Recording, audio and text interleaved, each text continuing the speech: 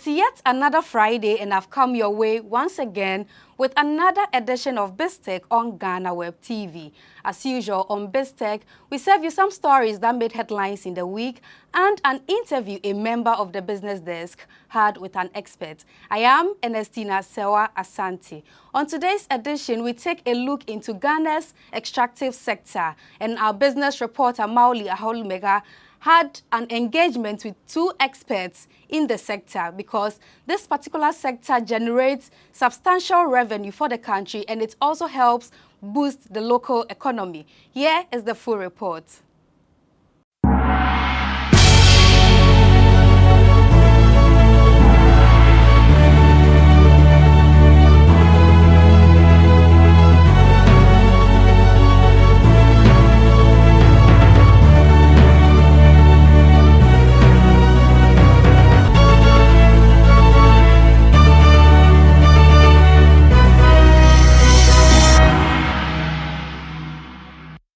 The extractive industry is one that has not been spared from the coronavirus pandemic.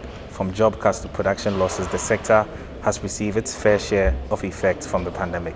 But how is the sector improving in the midst of the global pandemic? On this edition of BizTech, I'll be speaking with some experts, specifically from the Goldfields Limited, which is the Group Chief Executive of Goldfields, Mr. Griffith, and also the Head of Global West Africa for Goldfields, Mr. Joshua Mortoti. And we'll be picking their thoughts on the extractive sector and also the recent explosion that occurred in Apiatse.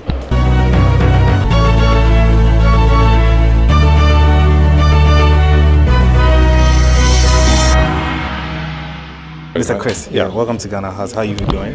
I'm very good, thanks. Great to be in Ghana. Yeah, great. So I just wanted to get your take on the extractive sector. What do you make of Ghana's extractive sector, and what's the role of Goldfields playing in that? I think Ghana is a very attractive place for mining companies to be in, particularly gold mining companies, and so that's why Ghana is an important country for us. For Goldfields, Ghana makes up 35% of the volume that we mine, and so a very important part of our business is Ghana. It's an attractive country for us to be, and with stable politics, stable environment, stable laws, and that has meant that it's an attractive destination for us, and that's why we've been here for almost 30 years, and that's why we continue to see Ghana as an attractive investment destination. So obviously COVID has had to do some disruptions to the sector and all of that. I understand you're not able to retrench some workers in the sector. In terms of moving forward, in terms of this uncertainty in the mining extractive sector, what do you think we could do to make sure that jobs are stable for workers? Yeah, so I think of course COVID has had a major impact on industry right across the world, and the mining industry has been no exception. We have had some impact from COVID in terms of production, particularly in the early phases in 2020. In 2021, we had much less disruption. I think most of our disruption was in South Africa and in Peru and South America. Some of our other operations, for example, in Chile, where we're building a new project, but we haven't had that much volume disruption here in Ghana, and we've been able to manage through the entire COVID period, actually with relatively little disruption across the company. Of course, it has cost the company in terms of investing to make the company safe, to make our employees safe. We've encouraged vaccination across our workforce globally. Globally, we now over 90% first vaccination, more than 80% second vaccination right across our workforces globally, and our workforce here in Ghana is rapidly catching up with that. So, I think we've invested for that. We've invested alongside government to help minimize the impact of COVID, but we haven't retrenched one employee right across our global operations, including here in Ghana. And I think the answer around COVID is we've just got to get on with it. We've got to be flexible to whatever COVID throws at us. But at the moment, we're not holding back because of COVID. We continue to invest, we continue to mine, and COVID actually hasn't, other than our ability to move around the world, hasn't really impacted our business that much. Yeah. So finally, just your take on the Apiatse explosion that occurred. I know you offered some sympathy, but in terms of lessons that we can learn from that explosion, just give me your take on that. Yeah, this has been a tragic incident for of course our mining family here in Ghana. It's a tragic incident right across the globe because everyone's now going to be looking right across the globe, as we should, what learnings we can take, how do we make sure that the transportation of explosives is safe. Generally, both here in Ghana and across the globe, the regulations that are associated with the transport, the storage and the handling of explosives is actually very good.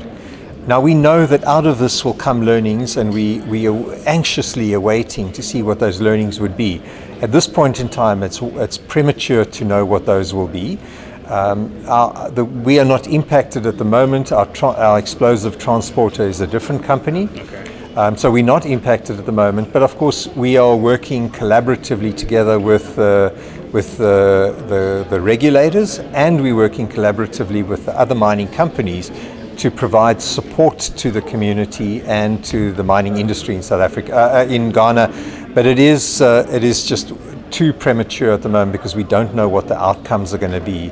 And then, but once we know that, we of course are going to work collaboratively to see how we can improve our regulation, improve our systems and our processes to make sure something like this cannot happen again. Mr. Chris, thank you so much for your time. Thank you very much. So that has been Mr. Chris Griffith, and he's the Chief Executive Officer of Goldfields Limited, and he's been sharing his thoughts with me on the extractive sector and some lessons learned in the sector.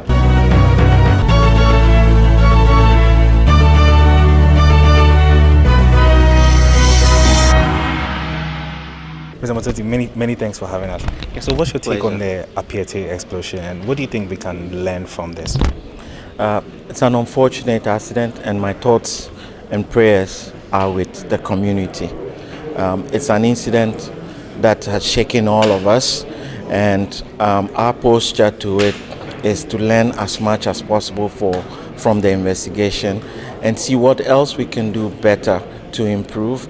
But beyond that, first is how we can alleviate the situation for the villagers. What we have done as Goldfields is actually one of the very first responders to the incident is to provide tents, mattresses, food, water to offer immediate relief. But beyond that, we're working through government and the ministry and the chamber on how we can provide long-term, if you like, rebuild for the people of Apiatse. I must say that our thoughts and prayers are with them. Families have been impacted, and we can only pray and hope that this never happens again. We will do everything we need in our power as an industry for this to never happen again. So briefly, just in terms of gold output, what are your expectations Goldfields for this year?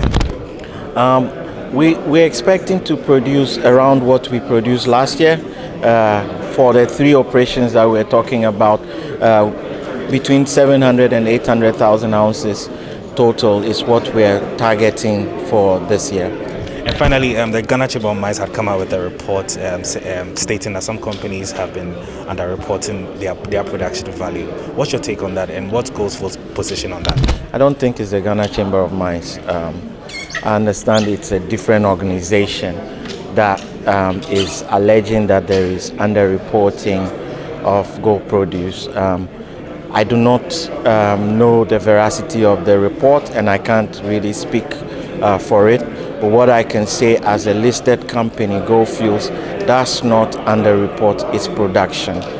We don't do that, and we just don't underreport. We actually subscribe to organizations that talk about publishing what you pay.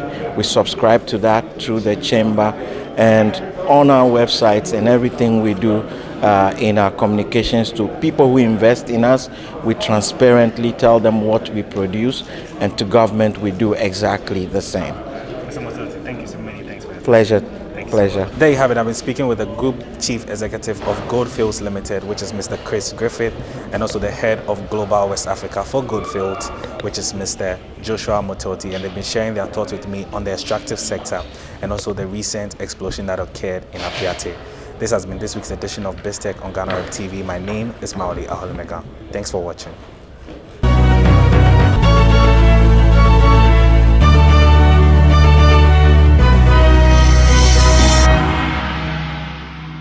you, Mawuli Ahorlumegah, for that report. Up next is Biz Headlines.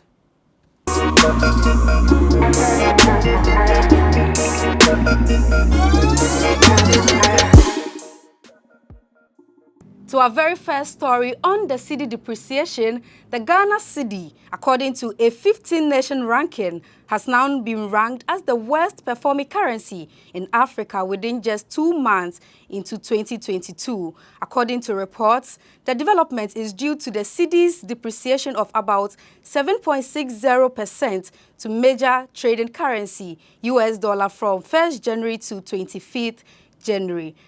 This also means the cedi's current struggles against the US dollar have overtaken the Zambian kwacha, which was some 2 weeks ago ranked the worst performing currency in Africa, according to the same ranking. Already, Ghana and Zambia are facing economic challenges due to increasing public debts, expenditure management, and revenue generation constraints. In addition, Ghana's exchange rate regime, coupled with inflation and possible interest rate hikes, is set to place more burden on government. On the international capital markets, investors have signaled uncertainty about Ghana's economic outlook and prospects. Key rating agencies such as Moody's Investor Services and Fitch Ratings have all downgraded Ghana's credit worthiness. Now to fuel prices, COPEC has projected another increment in fuel prices before the end of March this year. According to the Executive Secretary of the Chamber, Duncan Amoah, the free fall of the local currency, cedi, is a contributing factor to the increase in petroleum products on the market.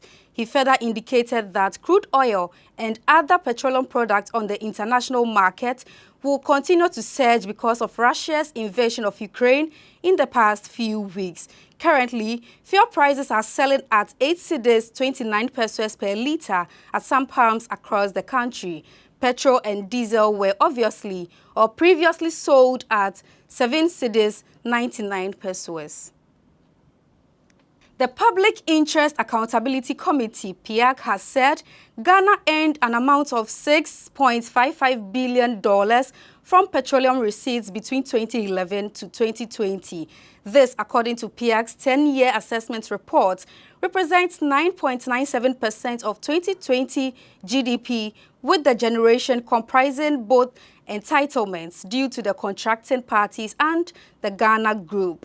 The achieved selling prices of Ghana's group crude entitlement was closely aligned to traded Brent prices, reflecting a continuous and commendable effort to generate value for the country. The Ghana Group has earned $6.55 billion in total petroleum receipts between 2011 and 2020, equivalent to 9.97% of 2020 GDP. Key finding from PIAC's report read. In addition, PIAC said an amount of $31.22 billion in value has been generated from 3 producing oil fields in Ghana between 2011 and 2022. Regarding the breakdown of petroleum receipts by fiscal instruments, PIAC said it discovered that carried and participating interest, the CAPI, has by far generated the highest share for Ghana, accounting for 58% or $3.81 billion of the total $6.55 billion revenue earned. World Bank Country Director Pierre Laporte has disclosed that an amount of 28 million cedis in grants has been pumped into 400 small and medium enterprises in Ghana to help them recover from the shocks of the global coronavirus pandemic.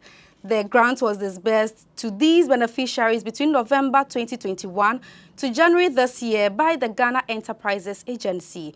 Mr. Pierre Laporte, while speaking at the 7th IFEJ Flamingo Awards for Business and Financial Journalism in Accra on Friday, noted that the World Bank is available to assist these SMEs technically to improve their productivity. This, he explained, will assist these SMEs to create more jobs and give employment opportunities to the teeming unemployed youth in the country. Commissioner of Insurance at the National Insurance Commission, Dr. Justice Ofori has disclosed that the country's coverage of insurance as of December 31st, 2020 stood at 44.6%.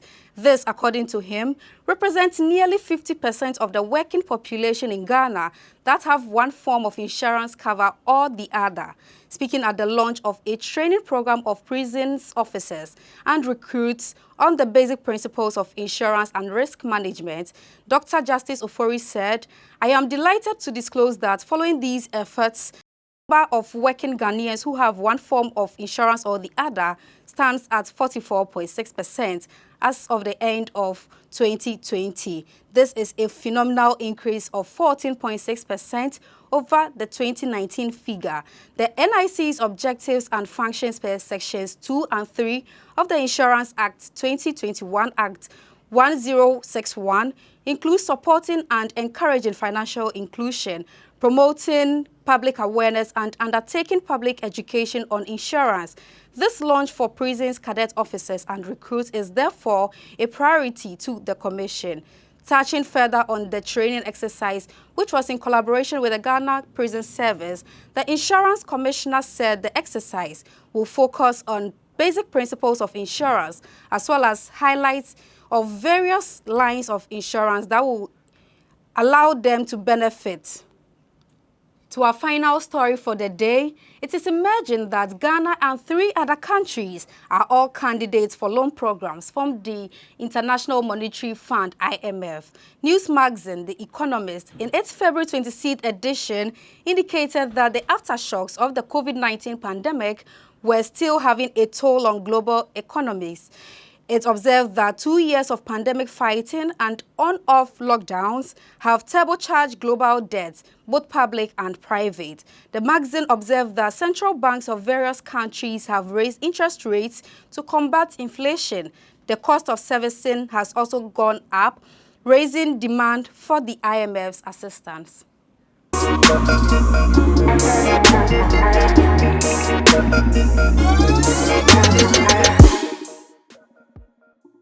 That's all for today, and thank you for watching BizTech, which airs every Fridays on Ghana Web TV. You can log on to www.ghanaweb.com for more stories.